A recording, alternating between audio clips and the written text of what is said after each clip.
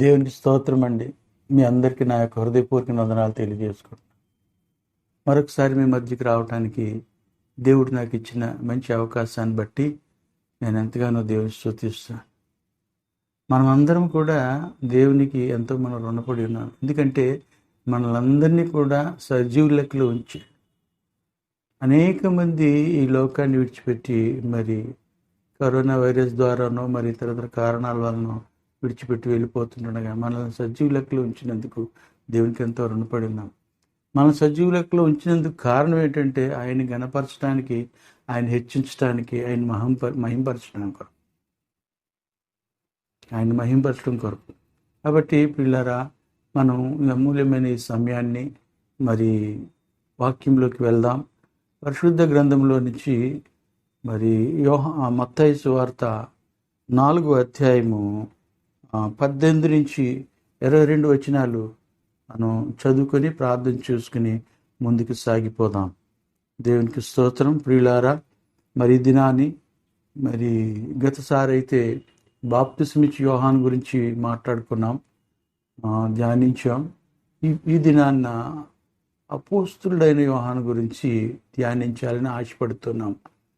మరి వాక్యం చదువుకుని ప్రార్థన చేసుకొని పరిశుద్ధాత్మకు అప్పగించుకొని ముందుకు సాగిపోదామండి.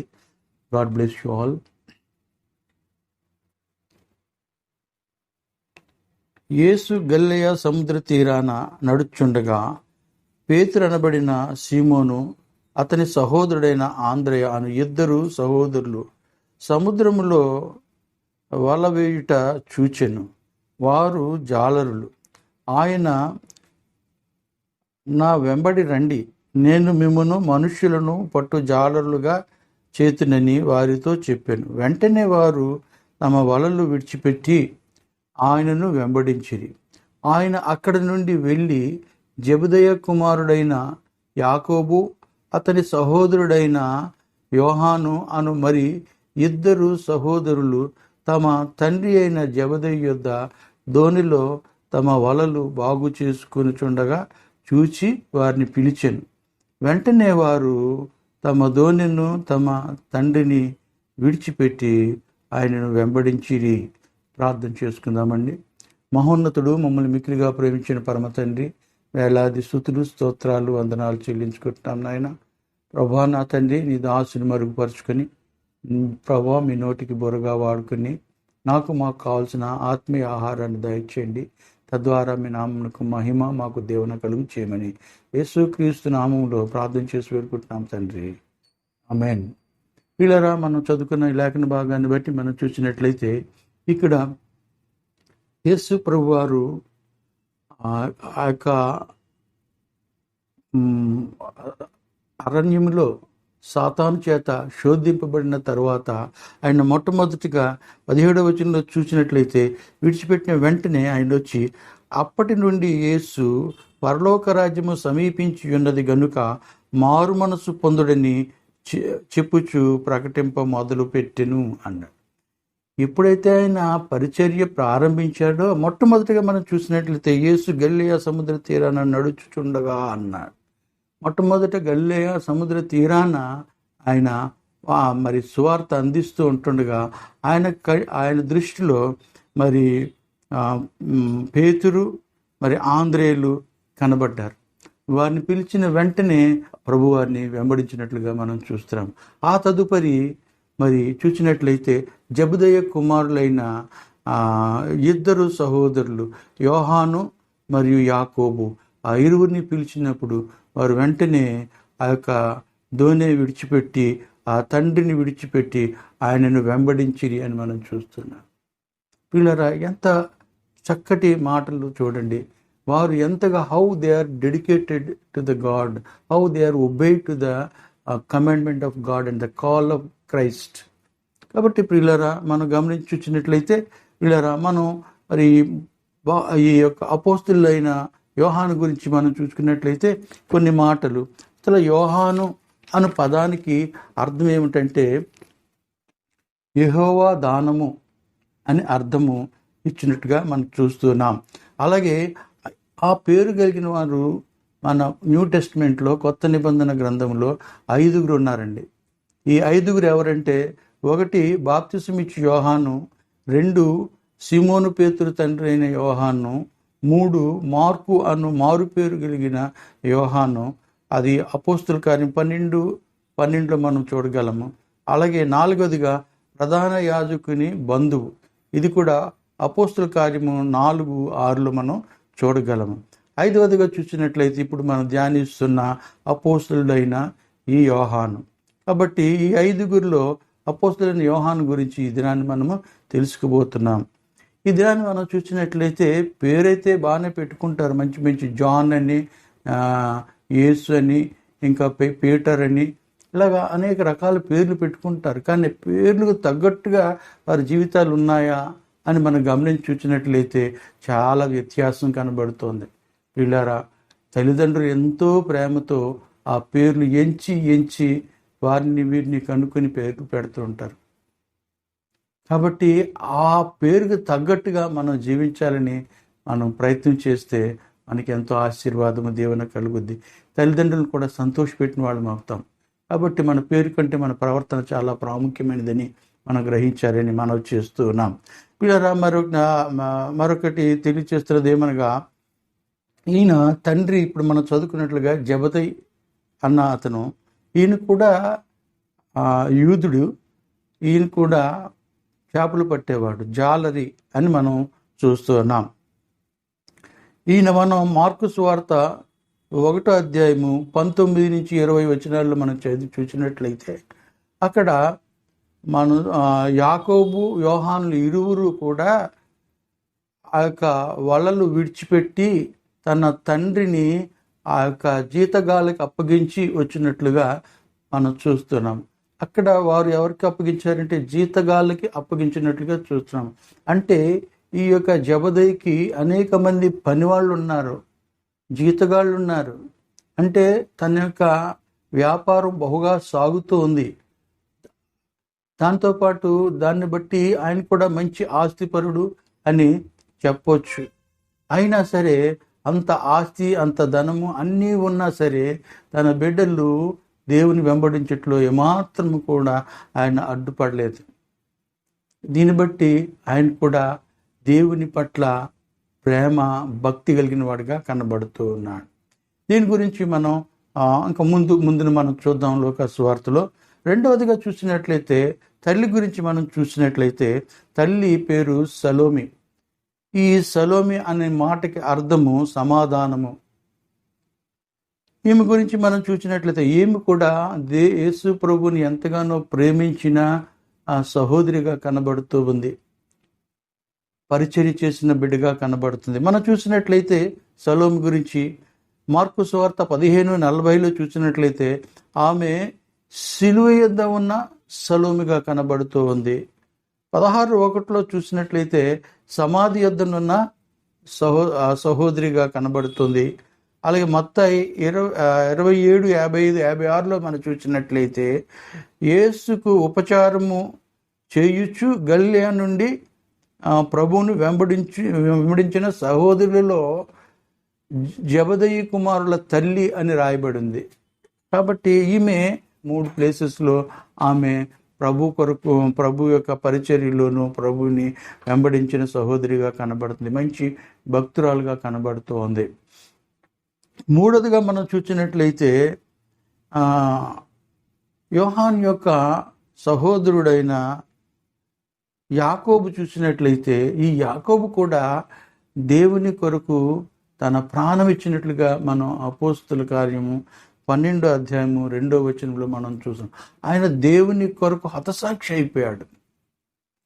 దేవుని ఆ సువార్త ప్రకటించట్లో ఆ రోమా సామ్రాజ్యానికి, రోమా ప్రభుత్వానికి శ్రమలకు గురి చేస్తూ ఉన్నప్పటికీ కూడా ప్రాణాన్ని తెగించి ఆయన ప్రభు కొరకు సాక్షిగా నిలబడ్డాడు. ఆఖరికి శిరచ్ఛేదము మరి పొందినంతగా తను తాను దేవుడికి సమర్పించుకున్నాడు.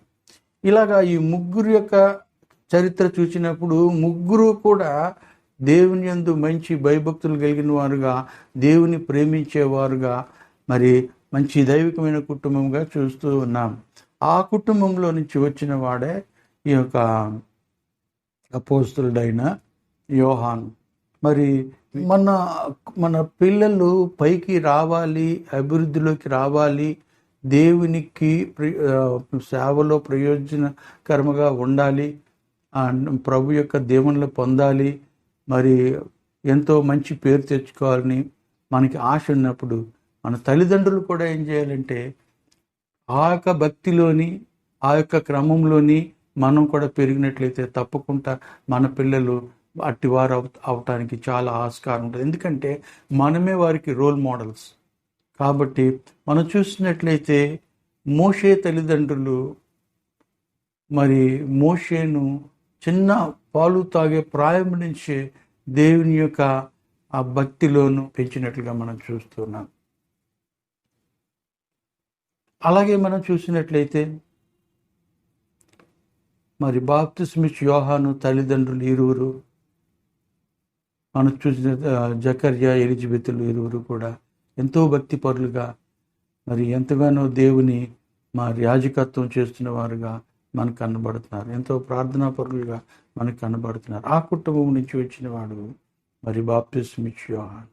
ఇలాగా మనం చూసినట్లయితే మన పిల్లలు ఉన్నతమైన స్థాయికి ఎదగాలంటే మెయిన్ బేస్ ఎక్కడుందంటే ఫ్యామిలీ. ఫ్యామిలీలో ఉన్న ఫౌండేషన్. అందుకే మరి ఒక దగ్గర నేను చదివాను, తల్లి ఒడే తొలి బడేట. తల్లి ఒడియే తొలిబడి. కాబట్టి తల్లి తండ్రులు కుటుంబంలోనే వారన్నీ కూడా నేర్చుకోవాలి. కాబట్టి మనం మన పిల్లలకు మంచి మాదిరి కలిగి జీవించుదాం. వాళ్ళు ఎదురుగుండగా మరి మనం ఎవరిని తిట్టడం కానీ, కొట్టుకోవడం కానీ, వాళ్ళు వీళ్ళని దూషించడం కానీ ఇలాంటివి ఏమీ చేయకుండా మనం వాళ్ళని మంచి క్రమంలో మంచి భక్తులు మనం పెంచినట్లయితే వారు మంచి ప్రయోజకులు అవుతారని మరి మనం ఆశించవచ్చు. కాబట్టి ప్రియులారా, గమనించి చూసినట్లయితే రెండవదిగా చూసినట్లయితే మొదటిగా తండ్రిని, తల్లిని, సహోదరుని, కుటుంబం గురించి మనం చెప్పుకున్నాం. రెండవదిగా మనం చూసినట్లయితే వారి యొక్క నివాస స్థలం బెత్సయిదా అని మనం చూడవచ్చు. బెత్సయిదా అనే పదానికి అర్థం హోమ్ ఆఫ్ హంటింగ్ అని ఉంది. ఇది మరి fishing village, small phishing village అనమాట. యొక్క గల్లియా సముద్ర తీర ప్రాంతంలో ఉన్న ఒక చిన్న విలేజ్. కాబట్టి అక్కడ ఆ యొక్క విలేజ్ని గురించి, ఆ యొక్క బెత్సయిదాని గురించి మనం చూసినట్లయితే ఇక్కడ ఈ యొక్క బెత్సయిదాలో యేసు క్రీస్తు ప్రభువారు 5 రొట్టెలు 2 చిన్ని చేపలను 5,000 మందికి పంచినట్లుగా మనం చూస్తున్నాం. ఇది గొప్ప కార్యం కదా. 5 రొట్టెలు 2 చిన్ని చేపలు 5,000 మందికి పంచగా ఇంకా మిగిలిపోయాయని మనం చూస్తున్నాం. కాబట్టి ప్రియులారా, మరి మరొకటి చూసినట్లయితే ఇక్కడ మార్కు సువార్త 8:22 చూసినట్లయితే ఇదే బెత్సయిదాలో గుడ్డివాణ్ణి మరి బాగా కన్నులు తెరిచినట్లుగా, బాగు చేసినట్లుగా మనం చూస్తూ ఉన్నాం ప్రియులారా. అలాగే మరి మనం చూసినట్లయితే లూకాసు వార్త 10:13 చూసినట్లయితే అయ్యో కొరాజీనా, అయ్యో బెత్సయిదా, మీ మధ్య చేయబడిన అద్భుతములు తూరు సీదోను పట్టణములలో చేయబడిన ఎడల ఆ పట్టణంలో వారు పూర్వమే గోనెబట్ట కట్టుకొని బూడిద వేసుకొని కూర్చుండి మారు మనసు పొందియుందురు అని చెప్తున్నాడు. అంటే దీన్ని బట్టి మనకి ఏం అర్థమవుతుంది? మీ మధ్య చేయబడిన అద్భుతములు అంటున్నాడు. తూరు సీదోను పట్టణంలో చేయబడిన ఎడల అంటే అక్కడ ఇంకా గొప్ప కార్యాలు మరి ఆ యొక్క బెతెస్దాలో జరిగినట్లుగా మనం చూస్తున్నాం. కాబట్టి ఈ యొక్క బెతెస్దా మనం ఉంటున్న ఆ నివాసం కూడా చాలా ప్రాముఖ్యమైనది. మనము ఒక అట్మాస్ఫియర్, మన చుట్టుపక్కల ఉన్న వారి యొక్క ప్రభావం మన మీద ఉంటుంది.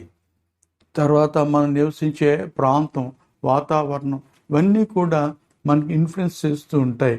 మనం చూడండి, పిల్లల్ని ఒక రకమైన ఏరియాలో పెడితే వారు బ్రాటప్ వేరేగా ఉంటుంది. అలాగే ఒక పిల్లని తీసుకొచ్చి వేరే చోట పెడితే దాని బ్రాటప్ వేరేగా ఉంటుంది. మనం చూస్తున్నాం. కాబట్టి పిల్లరా, మనం పెరిగే వాతావరణం, మనం పెరిగే స్థలము, ఆ ప్రజలు, వారి అలవాట్లు, ఇవన్నీ కూడా ప్రభావం చూపెడతాయి. కనుక మనం నివసించుచున్న మనం ఆ ప్లేస్ కూడా సరైనదిగా మనం ఎంచుకొని అక్కడ నివాసం చేయటం చాలా శ్రేయస్కరము, మంచిదని కూడా తెలియజేయబడుతోంది. కాబట్టి ప్రియులారా, మరి మూడవదిగా చూసినట్లయితే ఈ యొక్క యోహాను యేసుక్రీస్తు ప్రభువారికి బంధువుగా చూస్తున్నాం. ఇస్ అ కజిన్ అని చెప్పబడింది. ఎందుకంటే ఈ యొక్క సలోమి మరియకు సహోదరి అని మరి కొంతమంది అభిప్రాయపడుతూ ఉన్నారు. కనుక యోహాను యేసు ప్రభు వారికి మరి కజిన్ బ్రదర్ అయ్యి ఉండొచ్చని మరి భావిస్తూ ఉన్నాం. కాబట్టి నాలుగవదిగా చూసినట్లయితే మొదట యోహాను బాప్తిస్మిచ్చి యోహాను యొక్క శిష్యుడిగా మనం చూస్తున్నాం. యోహాను సువార్త 1వ అధ్యాయము 35-36 వచనాల్లో మనం చూస్తున్నాం. మొట్టమొదటిగా వీరు యోహాను యొక్క సువార్త ద్వారా రక్షింపబడినట్లుగా మనం చూస్తున్నాం. రెండవదిగా చూసినట్లయితే ఆ యొక్క యోహానే వీరికి ఏమని చెప్తున్నాడంటే, అదిగో లోక పాపమును మోసుకుని పోచున్న దేవుని గొర్రెపిల్ల, ఆయన మెస్సయ్య అని లోకానికి ఫస్ట్ ఆయన ఇంట్రడ్యూస్ చేశాడు. మరి ఆ యొక్క శిష్యులు ఇరువురికి కూడా మరి పరిచయం చేశాడు. ఆ తదుపరి వారు యేసు ప్రభుని వెంబడించడం మొదలుపెట్టినట్లుగా మనం చూస్తున్నాం. మొట్టమొదట is the disciple of John the Baptist, next he became the disciple of Jesus Christ.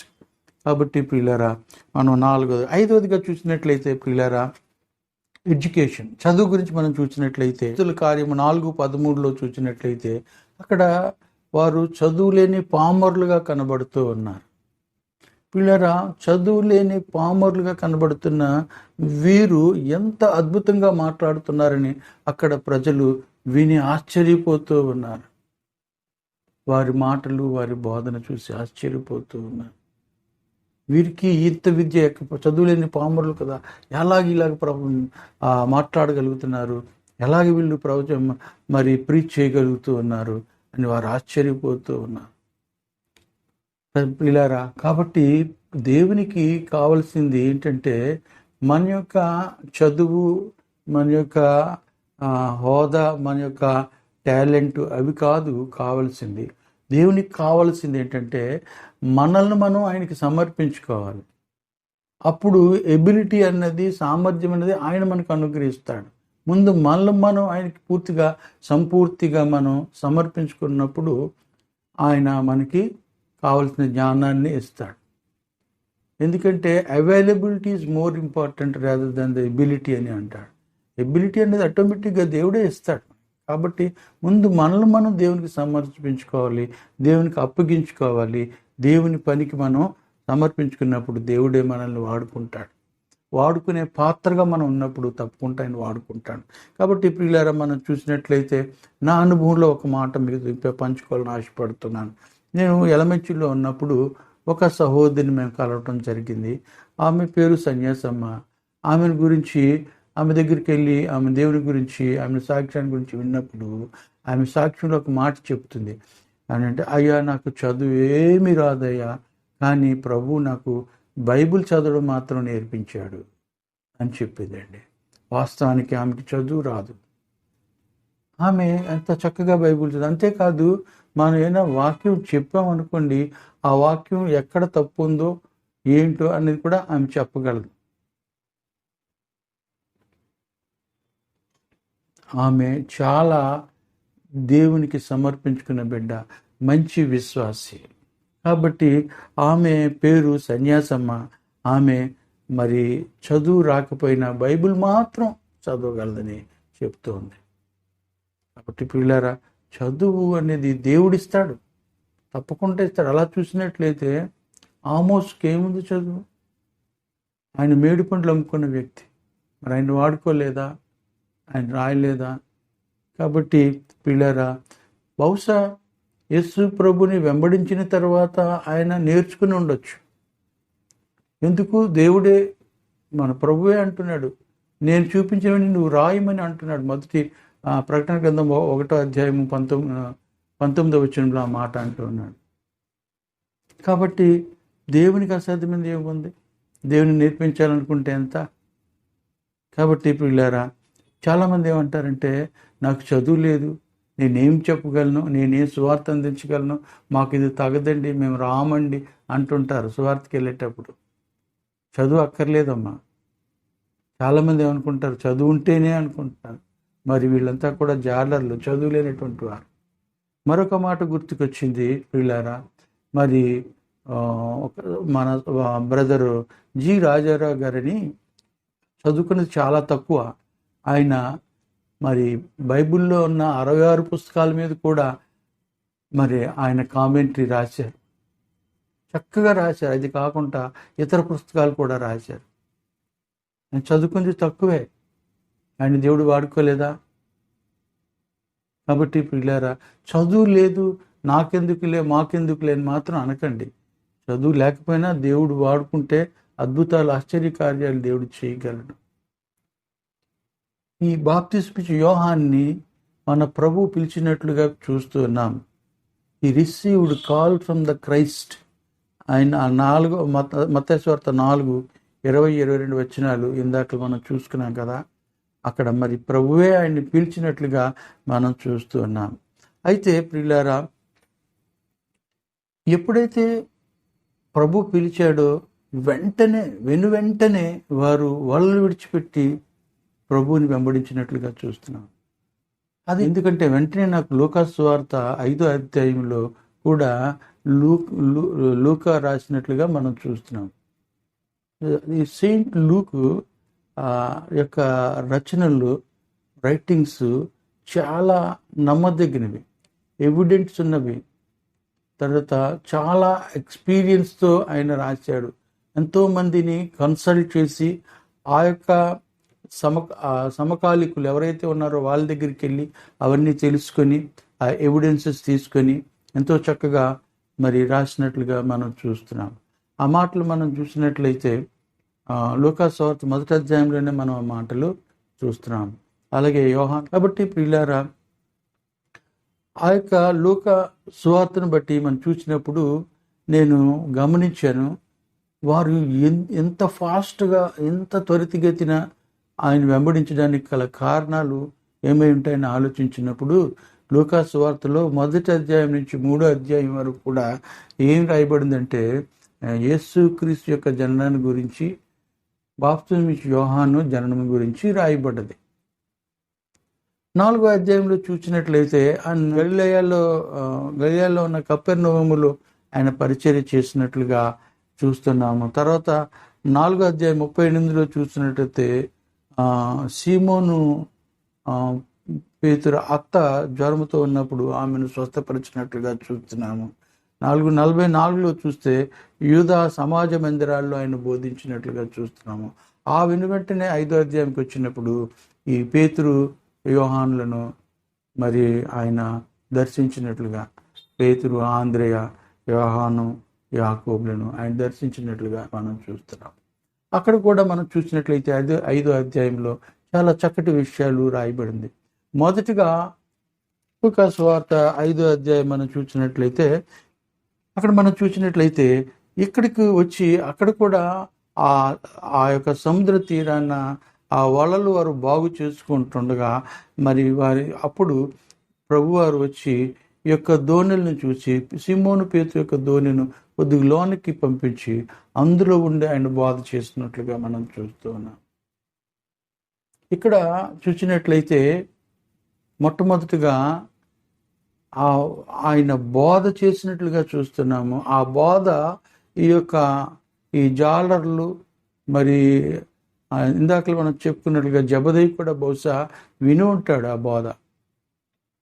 అంతేకాదు మరి ఆంద్రేయ, పేతురు, యాకోబు, యోహాను కూడా ఆయన యొక్క ప్రసంగాన్ని, ఆయన యొక్క బోధని విని ఉంటారు.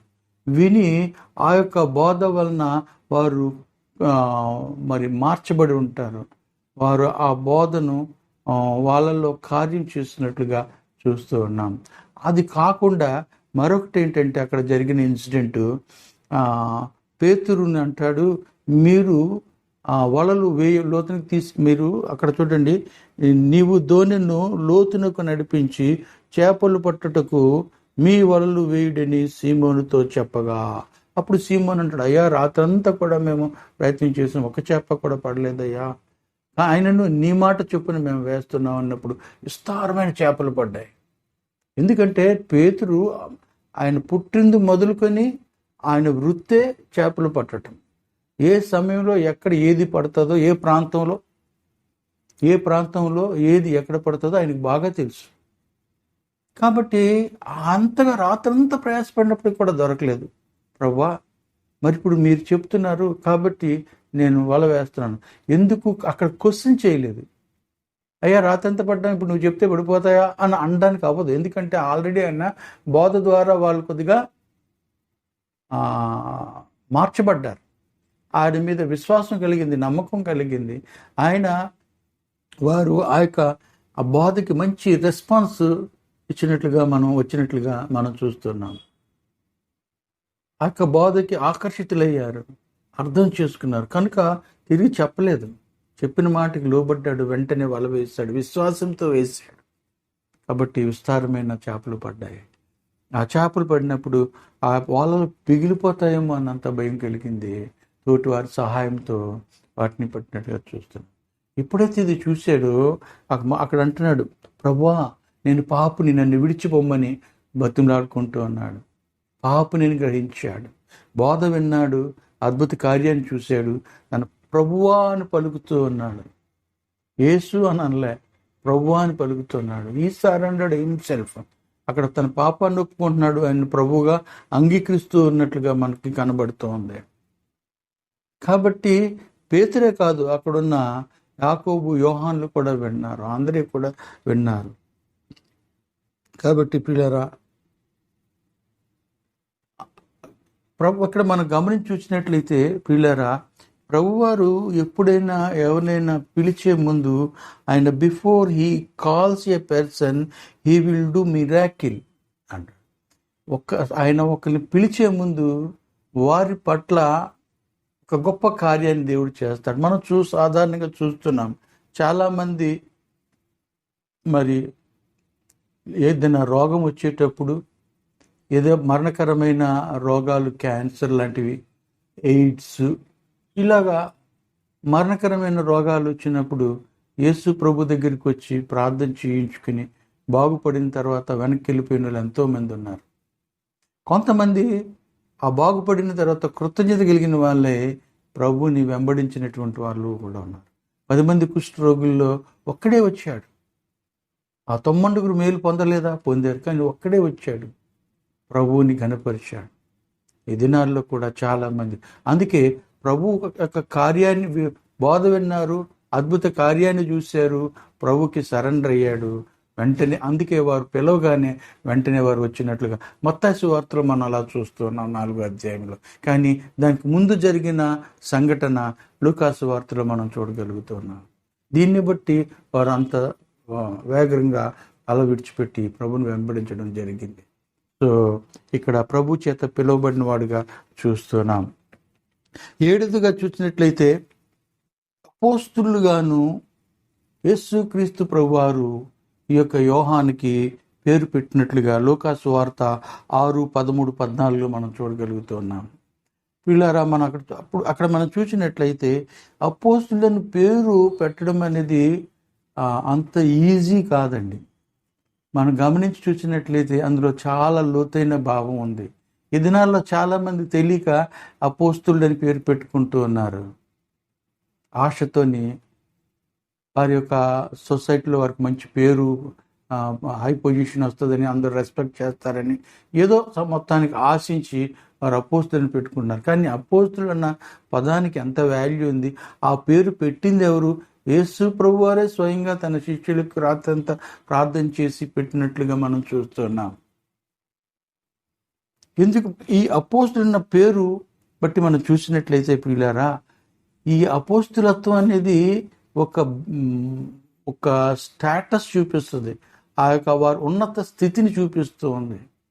ఎందుకంటే మనం మత్తయి సువార్త 19వ అధ్యాయంలో చూసినట్లయితే ఒక రిచ్ యంగ్ రూలర్, ఒక ధనవంతుడైన యవనస్తుడు యేసుక్రీస్తు ప్రభు దగ్గరికి వచ్చి ఆయన పరలోక రాజ్యం గురించి అడిగినప్పుడు, నీకొకటి కొదువు, నీవన్నీ నేను చేస్తాను, నీకు ఒకటి కొదువుగా ఉందంటే ఆ ఒకటి ఏంటంటే నీకు నా ఆస్తి నమ్మి నన్ను వెంబడించి ఉన్నప్పుడు చిన్న ముఖం పెట్టుకొని వెళ్ళిపోతాడు.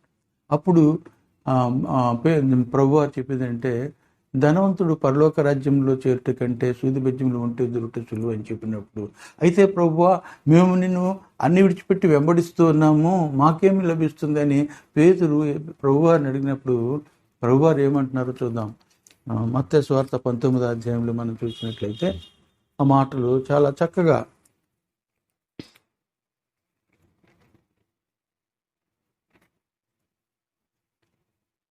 28వ వచనం చూద్దాం.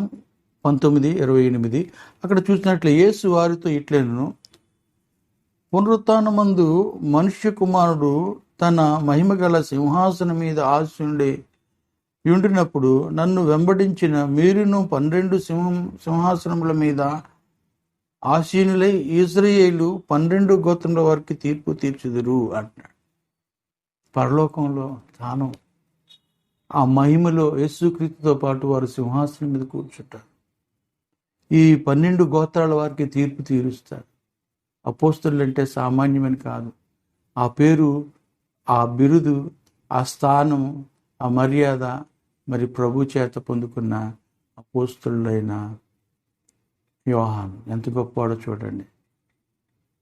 కాబట్టి ఆయన పిలవటమే కాదు, పిలిచిన వెంటనే ఆయన లోబడ్డమే కాదు, పిలిచిన అతనికి అపోస్తలుడన్న పేరు కూడా ఆయన పెట్టాడు.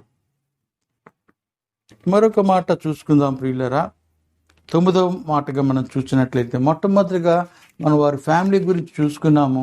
రెండవది వారి యొక్క నివాస స్థలమైన బెత్సైదా గురించి చెప్పుకున్నాము. మూడవది ఆయన మరి యేసుక్రీస్తు ప్రభు వారికి బంధువు అని చెప్పుకున్నాము, సొలోమి మరి యొక్క సహోదరి అని. అయితే బైబిల్లో ఎక్కడ ఎవిడెన్స్ లేవు, కొంతమంది అభిప్రాయం, చరిత్రకారుల అభిప్రాయం. నాలుగవదిగా చూసినట్లయితే మొదట యోహాను, అపోస్తలుడైన యోహాను, బాప్తిస్మిచ్చి యోహాను యొక్క శిష్యుడని చెప్పుకున్నాం. ఆ తదుపరి యేసుక్రీస్తుకు శిష్యుడైనని మనం చూసుకున్నాం. ఐదవదిగా మనం చూసినప్పుడు ఆయనకి చదువు లేదు అని చెప్పుకున్నాం. అయితే దేవుని నమ్ముకోవడానికి చదువు అక్కర్లేదు. మనం దేవునికి సమర్పించుకున్నట్లయితే దేవుడే మనకి అన్ని కూడా ఆ జ్ఞానాన్ని అన్ని నేర్పించగలడని ఐదవదిగా మనం చెప్పుకున్నాం. ఆరవదిగా చూసినట్లయితే ప్రభు పిలిచిన వాడు అని చెప్పుకున్నాం. ఏడవదిగా చూసినట్లయితే అపోస్తులుగా పేరు పెట్టినట్లుగా చూస్తున్నాం. ఎనిమిదవదిగా చూసినట్లయితే ప్రభువుకు సమీపముగా ఉన్నవాడుగా మనం చూస్తూ ఉన్నాం. అంటే ప్రభువుకి 12 మంది అపోస్తుల్లో ఒక ముగ్గురు, ఎవరనగా పేతురు, యాకోబు, యోహానులు, ముగ్గురు ఆయన వెంట ఉంటూ ఆయనకు వెరీ క్లోజ్గా మూవ్ అయినటువంటి వాళ్ళు ముగ్గురు. దాన్నే ఇన్నర్ సర్కిల్ అంటారు. He is one among the inner circle. కాబట్టి పిల్లరా, ఆ ఒక ముగ్గురులో ఈయన ఒకడు, దేవునికి చాలా క్లోజ్గా ఉన్నాడు. దానికి మనకి రెఫరెన్సెస్ మనం చూసుకున్నట్లయితే మార్కు సువార్త 5:37లో యాయిరు కుమార్తె దగ్గరికి వెళ్ళేటప్పుడు ఈ ముగ్గురినే తీసుకుని వెళ్ళినట్లుగా మనం చూస్తున్నాం. అలాగే మత్తయి సువార్త 17:1-6 నుంచి చూసినట్లయితే రూపాంతర కొండ వద్ద కూడా ఈ ముగ్గురిని మనం చూస్తున్నాం. అలాగే మత్తయి సువార్త 26:37లో గెత్సెమనే తోటలో కూడా ఈ ముగ్గురిని మనం వారికి ఆయనకి సమీపంగా ఉన్నట్లుగా చూస్తున్నాం. So he is very close to the క్రీస్తుకి వెరీ దగ్గరగా ఉన్నట్లుగా మనం చూస్తాం. ప్రభువుకి సమీపంగా ఉన్నటువంటి he is having a close relationship with the God. కాబట్టి మనం కూడా దేవునితో ఆ క్లోజ్ రిలేషన్ మనం కలిగి ఉండాలి. అప్పుడే మనం అద్భుతాలు చూడగలము, ఆయన యొక్క శక్తిని మనం చూడగలము, ఆయన మహిమను మనం చూడగలము. కాబట్టి we must have close relation with the God. We must have a intimacy with the God. తర్వాత మనం తొమ్మిదిగా చూసినట్లయితే ఆత్మను పొందినవాడుగా మనం చూస్తున్నాం. మనం ఇది చూసినట్లయితే అపోస్తుల కార్యము 1:8 ప్రభువారు ఏం చెప్పారంటే, మీరు తొందరపడి సువార్తకి వెళ్ళకండి, తొందరపడకండి, పరిశుద్ధాత్మ వచ్చాక మీరు శక్తి పొందుతారు, అప్పుడు యోదయ సమరయ భూదిగంతం వరకు మీరు వెళ్ళి నాకు సాక్షులుగా ఉందురు అని 8వ వచనంలో చెప్పాడు. 2వ అధ్యాయంలో వారు మేడగదిలో ఉంటుండగా మరి అగ్ని దిగి వచ్చినట్లుగా చూస్తున్నాము. అక్కడ పరిశుద్ధాత్మ దిగి వచ్చినట్లుగా చూస్తున్నాం. కాబట్టి ఆ వారిలో ఈయన కూడా మరి పరిశుద్ధాత్మను పొందినవాడుగా, శక్తిని పొందినవాడుగా చూస్తూ ఉన్నాం. అంతేకాదు పరిశుద్ధాత్మ పొంది ఊరికనే లేడు, మరి ఎంతగానో దేవుని పరిచర్యలో, దేవుని యొక్క సేవలో కొనసాగిన వ్యక్తిగా మనం చూస్తున్నాం.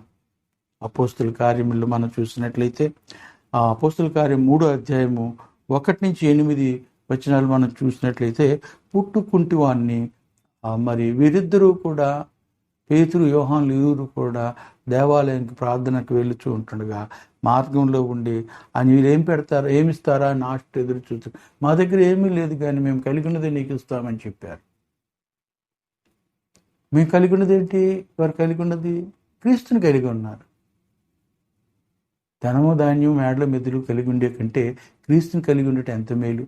ఒక భక్తుడు ఒక మాట అన్నాడు, ఏమనంటే, do not give bank balance to your children or the real estates or any jewelry to your people, your children, but give them Christ. మీరు బంగారం కానీ, వెండి కానీ, మీ యొక్క భూములు కానీ, బ్యాంక్ బ్యాలెన్స్ కానీ మీ పిల్లలకు ఇచ్చేదానికంటే దేవుని వారికి ఇవ్వండి. అంటే దేవుని గురించి నేర్పించండి, దేవునిలో ఎలాగ ఎదగాలో నేర్పించండి. అప్పుడు అవన్నీ వారి వెంట వస్తాయి. అందుకే అంటాడు కదా దావీదు, కృపాక్షేమముల వెంట వచ్చును అంటాడు. అవే వస్తాయి, వెతుక్కుంటూ వస్తాయి. మా స్నేహితుడు ఒక ఆయన ఉండేవాడు, ఆయన ఒక మాట అనేవాడు అనమాట.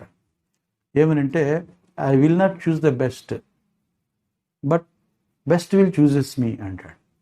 I will not choose the best, but best will chooses me. అదేనండి, మన క్రీస్తులో ఉంటే అవే మనకు వస్తాయి. మన కర్లే అంత గొప్ప దేవుడు అంటే మనల్ని ఎంతో అపురూపంగా చూసుకుంటాడు. ఎప్పుడైతే మనం సమర్పించుకుంటామో, ఎప్పుడైతే ఆయనతో మనం కలిసి మరి సన్నిహితంగా ఉంటామో, మనము అవన్నీ కూడా పొందగలము అని తెలియజేస్తున్నాం. పిల్లరా, ఈ దినాల్లో మరి ఆత్మచేత నింపబడిన వాడే మరి 3వ అధ్యాయం 1-8 చూస్తున్నాం. అలాగే 4వ అధ్యాయంలోని అపోస్తుల కార్యం 4:3-19 చూసినట్లయితే పేతురు యోహానులు ఎప్పుడైతే ఈ కుంటివాణ్ణి యేసునామములో బాగు చేశారో వాళ్ళందరూ కూడా, ఎవరు? అధిపతులు, పెద్దలు, శాస్త్రులు, యాజకులు, వీళ్ళంతా కూడా వారిని పట్టుకుని వారిని మధ్యలో పెట్టి, వారిని ఏ అధికారం చేత మీరు చేస్తున్నారు, మీరు ఎలా చేస్తున్నారు అని, ఏ శక్తి చేత చేస్తున్నారు అని, ఈ నామమును మీరు ప్రచురించడానికి వీల్లేదు. You do not give gospel the name of Christ అని చెప్తూ ఉన్నారు. వాళ్ళని అడ్డగిస్తూ ఉన్నారు. అప్పుడు ప్రియులారా మనం చూసినట్లయితే 4:3 వారిని బంధించినట్లుగా చూస్తున్నాము. 4:19 వారు ఏం మాట్లాడుతున్నారా? వారందరి మధ్య కూడా మరి శాస్త్రులు ఉన్నారు, పెద్దలు ఉన్నారు, అధిపతులు ఉన్నారు, అధికారులు ఉన్నారు. యాజకుని ఎదుట వారు ఎంత ధైర్యంతో మాట్లాడారు. దేవుని మాట వినుట కంటే మీ మాట వినుట దేవుని దృష్టికి న్యాయమా అన్నాడు. మేము దేవుని మాట వినాలా, మీ మాట వినాలా, ఏది న్యాయం చెప్పండి అని తిరిగి వారికే ప్రశ్న వేశారు. దేవుని వ్యతిరేకించగలరా ఎవరైనా? కాబట్టి ప్రియులారా, అంత ధైర్యంతో, ఎంత బోల్డ్గా యోహాను అలాగే పేతురు కూడా ఎదిరించినట్లుగా మనం చూస్తున్నాం. ఈ దినాలలో ఎవరు అలాగా సమర్పించుకుని దేవుని యొక్క వాక్య సత్యం కొరకు నిలబడగలరు? సువార్త ప్రకటించడం కొరకు ధైర్యం చేసి నిలబడగలరు?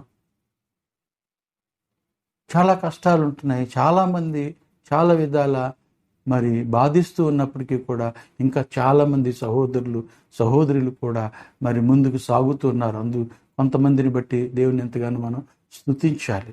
అయితే మన బాధ్యత క్రైస్తవులైన మనము ఎట్టి పరిస్థితుల్లోనైనా దేవుని సువార్త ప్రకటించాలి, దేవుని గణపరచాలి, దేవుని మహింపరచాలి. ఇక్కడ మనం చూసినట్లయితే వీరు ఏమాత్రము జడియకుండా వారు దేవుని కొరకు నిలబడినట్లుగా మనం చూస్తూ ఉన్నాం. పదవదిగా చూసినట్లయితే ఈయన చాలా విశ్వసనీయుడు, is a very faithful man అని కూడా మనం చూడగలం. అందుకు మనకి సహాయకరంగా యోహాను సువార్త 19:27 చూసినట్లయితే అక్కడ శిలువ వద్ద ఆయన తల్లి యోహాను మాత్రమే ఉన్నారు. నిజానికి చెప్పాలంటే ఎంతోమంది శిష్యులు ఉన్నారు. 12 మందిలో కూడా వీరంతా ఎక్కడికి పోయారో తెలియదు, జడిసిపోయి వెళ్ళిపోయి ఉంటారు. పేతురు మాదిరిగా, పేతురు కూడా బొంకాడు కదా నేను ఎరగనని, అలాగ అందరూ వెళ్ళిపోయి ఉంటారు. బహుశా యోహాను ఒక్కడే ఉన్నాడు శిలువ దగ్గర. అలా తల్లి అయిన మరియ అక్కడ ఉంది, యేసుక్రీస్తు తల్లి అయిన మరియ. గమనించండి, ఈ మాట చెప్పినప్పుడు మరొక సంఘటన గుర్తుకొస్తుంది. ఏమిటంటే పౌలు అంటాడు కదా తిమోతి పత్రికలో, 2 తిమోతి పత్రికలో, మా తిమోతి నువ్వు త్వరగా రా, ఎవ్వరు లేరు, అందరూ విడిచి వెళ్ళిపోయారు, లూకా మాత్రమే నా యొద్ద ఉన్నాడని చెప్పు. అలాగా నమ్మకంగా ఉన్నవాళ్ళు కొద్ది మందే ఉంటారు. 12 మందిలో ఒక్కడే ఉన్నాడు, అనేక మందిలో ఒక్కడే లూకా తోడుగా ఉన్నాడు. ఈనాల్లో కడవరకు నిలిచేది, కడవరకు గట్టిగా నిలబడేది కొద్దిమందే. వీళ్ళారా అలాగే చూసినట్లయితే ఆయన అక్కడ ఉన్నప్పుడు ఆయన అంటున్నాడు కదా, అమ్మా ఇదిగో నీ కుమారుడు, యోహాను ఇదిగో నీ తల్లి అని అప్పగించినట్లుగా చూస్తున్నాం. ఎందుకు అలాగ అప్పగిస్తూ ఉన్నాడు? అక్కడ మనం గమనించి చూసినట్లయితే అక్కడికి యోహాను తర్వాత పుట్టిన వాళ్ళు చాలామంది ఉన్నారు, యాకోబు సహోదరులు కూడా ఉన్నారు. వారెవరూ కూడా యేసు ప్రభుని దేవుడిగా అంగీకరించలేదు, యేసు ప్రభుని రక్షకుడిగా మెస్సయ్యగా కూడా అంగీకరించలేదు. వాళ్ళు ఎలా చూస్తున్నారంటే ఇంకా ఈ కార్పెంటర్ అయిన యోసేపు కుమారుడు కాడా అనే చూస్తున్నారు తప్ప ఆయన్ని మెస్సయ్యగా కానీ రక్షకుడిగా కానీ చూడలేకపోతున్నారు. అందుచేతనే వారికి ఇంకా రక్షణ లేదు కనుక రక్షింపబడిన వాడిని చేతిలో పెడితే మంచిది కదా అని, అందులో ఆయన నమ్మకమైన వాడు, ప్రేమించినటువంటి వాడని ఆయనకి అప్పగిస్తూ ఉన్నాడు. ప్రభువారు చూడండి, తను వెళ్ళిపోతూ కూడా తన బాధ్యతను వేరొకరికి అప్పగించి వెళ్ళినట్లుగా మనం చూస్తున్నాం. కాబట్టి ప్రియులారా, మనం ఇక్కడ చూసినట్లయితే అంతేకాదు, వారు ఎప్పుడు ప్రభువుని నమ్ముకున్నారంటే యేసుక్రీస్తు ప్రభు వారు చనిపోయి పునరుత్థానుడై తిరిగి లేచిన తర్వాత, అనేకులకు కనబడిన తర్వాత అది విని, అది చూచి, అది గ్రహించి అప్పుడు ప్రభువుని నమ్ముకున్నారు. అందులో ప్రధానమైన వాడు యాకోబు పత్రిక రాసింది ఆయనే. ఆ యాకోబే యెరూషలేములో ఆ యొక్క సెనెట్లో ఒక పెద్దగా మనకి కనబడుతూ ఉన్నాడు. మనకి అపోస్తలుల 15వ అధ్యాయంలో మన మాటలు చూడగలం. కాబట్టి ప్రియులారా, మరి అంత నమ్మకమైన వాడుగా, విశ్వసనీయుడిగా, ఫెయిత్ఫుల్ పర్సన్గా కనబడుతున్నాడు. కనుకనే మరియను ఆయన చేర్చుకున్నట్లుగా మనం చూస్తున్నాం. 11వదిగా చూసినట్లయితే ఈయన ప్రోత్సహించేవాడు, ఈయన ఎంకరేజ్ చేసేవాడు, కానీ డిస్కరేజ్ చేసేవాడు కాదు. ఎందుకంటే మన గలతీ పత్రిక అందుకు సహాయకరంగా చూసినట్లయితే గలతీ 2:9 చూసినట్లయితే అక్కడ పౌలు అంటున్నాడు, పేతురు సున్నతి పొందిన వారికి ఆయన సువార్త ప్రకటిస్తూ ఉంటుండగా, నేను సున్నతి పొందని వారికి నేను అన్యులకు నేను సువార్థికునిగా దేవుడు నన్ను నియమించినని, ఆ వరము నాకు ఉన్నదని వీరు గుర్తించి వారితో పేతురుతో పాటు యోహాను కూడా నాకు వారి కుడి చేతి నాకు అందించిరి అంటాడు. అక్కడ మనం చూసినట్లయితే పౌలు యోహాను గురించి తన పత్రికల్లో రాస్తున్నాడంటే చూడండి అది ఎంత ప్రాముఖ్యమైనదో. ఆ యోహాను ఆ యొక్క ఆయన పత్రికల్లో కూడా చోటు చేసుకున్నాడంటే చూడండి, ఎంతగా ఆయన ప్రోత్సహించకపోతే, ఎంతగా ఆయన అభిమానించకపోతే ఆయన పేరు కూడా అందులో ఎలాగ రాయగలుగుతాడు? వెన్ హీజ్ డిఫెండింగ్ హీజ్ అపోస్తల్షిప్, ఆయన అపోస్తులత్వాన్ని ఆయన చెప్పుకునేటప్పుడు ఆయన గురించి కూడా ఒక్కానించినట్లుగా మనం చూస్తూ ఉన్నాం. ప్రియులారా గమనించండి. అలాగే మనం చూసినట్లయితే ప్రియులారా, ఈ దినాల్లో ఎంతమంది అలా ప్రోత్సహిస్తున్నారు? ఎదుటివాడు బాగుపడితే చూడలేము, ఎదుటివాడు పైకి వస్తాడంటే ఎలా పడిపోతాడా అని చూస్తాం. ఎలాగ మనకి అడ్డు పెట్టాలా, ఎటువంటి ఆటంకాలు పెట్టాలా అన్నది చూస్తారు తప్ప ప్రోత్సహించరండి. అంటే చాలామంది, కొంతమంది మంచోళ్ళు కూడా ఉన్నారండి, మోస్ట్ ఆఫ్ ది పీపుల్ అలాగుంటారు. వాళ్ళకి ఎక్కడ పేరు తగ్గిపోద్దో, వారి యొక్క స్టేటస్ ఎక్కడ దిగజారిపోద్దో, మనకంటే ఎక్కడ ఆయన పైకి వచ్చేస్తాడో అన్న ఆలోచన కలిగిన వాళ్ళు ఉన్నారు. ఆయనకి ఇక్కడ మనం చూసినట్లయితే, గమనించినట్లయితే అక్కడ మరి పేతురు, యోహాన్లు ఆయనకి దేవుడిచ్చిన వరాన్ని గుర్తించి వారు చేయూతనిచ్చారు. మనం కూడా అవతల వ్యక్తిలో ఆ యొక్క వరం ఉందా లేదా, ఆ యొక్క వరాన్ని ఆయన పొందుకున్నాడా లేదా మనం గమనించి అతన్ని మనం ప్రోత్సహించినట్లయితే అటు సంఘానికి ఆయన మన మేలు, అటు సేవకి మేలు, వ్యక్తిగతంగా మనకి కూడా మేలు కలుగుద్ది. కాబట్టి చాలామంది ఏం చేస్తారంటే, తనక అది వరం కలిగినాడు, వాడొక పూర్ మ్యాన్ అనుకోండి, ఎల్లో ప్రోత్సహించరు. ఏదో మంచి సూటు బూటు వేసుకొని మంచి హోదాలో ఉండి, కారు అది ఉండి అన్న వాళ్ళని ప్రోత్సహిస్తూ ఉంటారు. నేను ఇలా అన్నా, నేను ఏమనుకోకండి, చాలా చూస్తున్నాను కాబట్టి నేను చూస్తున్నా. కానీ బీదవాడిని ఎవరు లెక్క చేయరని సామెతలో రాయబడింది. ఆయన బోధ ఎవరికి లెక్క చేయరు. కాబట్టి ఒకవేళ వరమున్న వారిని లెక్క చేయరు. కాబట్టి మనం ఇక్కడ గమనించవలసింది ఏంటంటే, ఆ రోజు మనం చూసినట్లయితే ఆ పౌలు అంతగా అపోస్తులకి ఉన్నట్టుగా మంచి దీనికి ఉండేవాడు కాదు. ఆయన పొట్టివాడు, గద్దెముక్కు, నత్తి కలిగిన వాడు, పట్టబర్ర, దొడ్డికాళ్ళు, చూడ్డానికి అలా కనబడ్డు. కానీ ఆయనలో ఉన్న వరాన్ని చూశారు, కానీ ఆయన రూపాన్ని చూడలే. చాలామంది రూపాన్ని చూసి విలువిస్తున్నారు తప్ప వరాన్ని చూడట్లేదు, రూపురేఖలను చూసి విలువిస్తున్నారు. కానీ ఇక్కడ వాళ్ళు ఏం గ్రహించారంటే, ఆయనలో ఉన్న వరాన్ని గుర్తించారు, ఆ చేయూతనిచ్చారు. కాబట్టి మనం గమనించవలసింది ఏంటంటే, ఆ వరం కలిగిన వాడు వాక్యం చెప్తే అది నలుగురికి ప్రయోజనకరంగా ఉంటుంది. ఆ వరం కలిగిన వాడు పాట పాడితే రమ్యంగా ఉంటుంది, ఉద్యోగకరంగా ఉంటుంది. అలాగే ఏ పరిచర్య చేసేవాడు, ఏ వరము ఎవరు కలిగిందో అదే వాడాలి తప్ప, నా బంధువు కదా నేను ఇస్తాను. ఇంకొకటి మనం గమనించి చూడండి, సమ్ ఎక్స్ వై ఉన్నారనుకోండి. ఈ ఎక్స్ వై మంచి వాక్యం తెలిసిన వాడు అనుకోండి, ఎక్స్కి వైకి కోపం వచ్చింది కాబట్టి ఈయన్ని పిలవడు. ఈయనకంటే తక్కువైనా సరే, వరం లేకపోయినా తన దగ్గర బంధువుని, తన మాట వినేవాడిని పిలిపించి సంఘంలో వాడుకుంటాడు. సంఘం వీళ్ళిద్దరికి వైరం వలన సంఘానికి నష్టం కలుగు చేస్తూ ఉన్నాడు.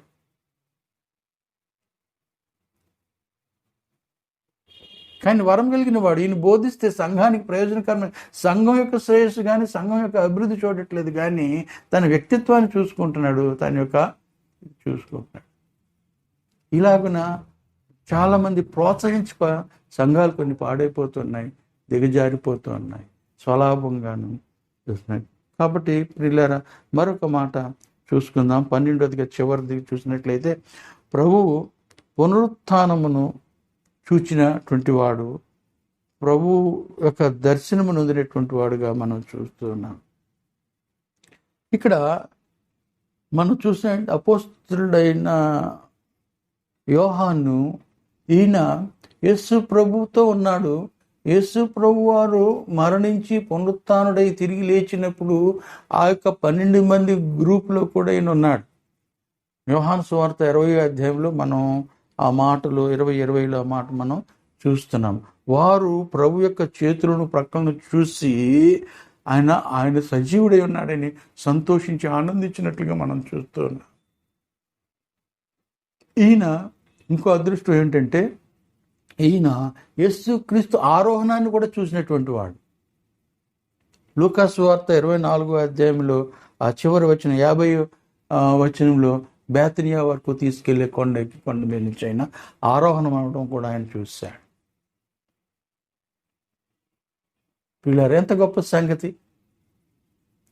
మరొక మాట చూసినట్లయితే ఆ తర్వాత ఎప్పుడైతే ఆయన పునరుత్థానాన్ని చూశాడో, ఆయన ఆరోహణాన్ని చూశాడో, ఆయనలో విశ్వాసము, పటిష్టమైన విశ్వాసం, బలమైన విశ్వాసం, మరి సంచలనం లేని ఒక స్థిరమైన మరి కమిట్మెంట్ కలిగిన వాడే ఆయన ప్రభు కొరకు మరి స్వార్థ ప్రకటిస్తూ ఉంటుండగా ఈ రోమా ప్రభుత్వం వారు ఆయన్ని పట్టుకొని చాలా శ్రమలకు గురి చేశారు.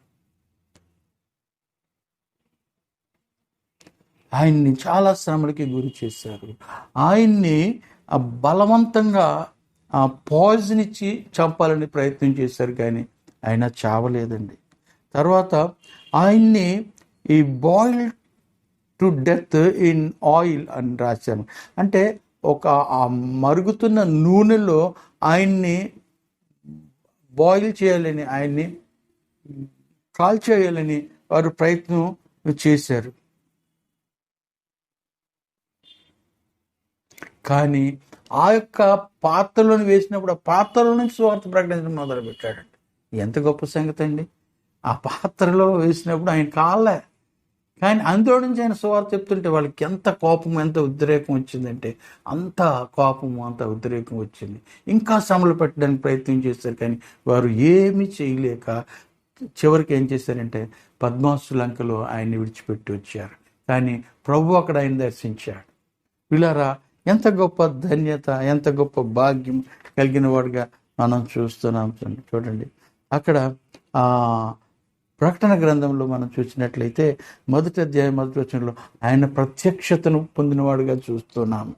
1వ అధ్యాయం 9వ వచనంలో చూసినట్లయితే పద్మాసు ద్వీపం పరవాసినైతిని అంటాడు. పరవాసినైతిని కాబట్టి ఈ లోకవాసి కాదు, పరవాసినైతిని అంటాడు. తర్వాత 1 పెదవులు చూస్తే ఆత్మవస్తుడనైతిని అంటాడు. ఒక చోట నేను చచ్చిన వాని వల్లే ఉంటిని అంటాడు. ఆయన్ని పొగుడుతూ, ఆయన రూపాన్ని పొగుడుతూ 1వ అధ్యాయంలో మన మాటలన్నీ మనం చూడగలం. ఎంత అదృష్టవంతుడండి, ఎంత గొప్పవాడు. ఆయన బ్రతుకుంటుండగా చూశాడు, ఆయన పునరుద్ధరణై చూశాడు, ఆయన ఆరోహణం అయినప్పుడు చూశాడు, ఇప్పుడు పద్మాసు లంకలో ఆయన యొక్క ప్రత్యక్షతను పొందాడంటే ఎంత గొప్ప ధన్యత అండి. What a great man he is. ఎంత అదృష్టవంతుడు, ఎంతగా దీవింపబడ్డాడు. ఈయన మరొక మాట నేను చెప్పడం మర్చాను, ఆయన రొమ్మున ఆనుకున్నవాడు అంటాడు. రొమ్మున యోహాను సువార్త 13:23 మాట రాయింది.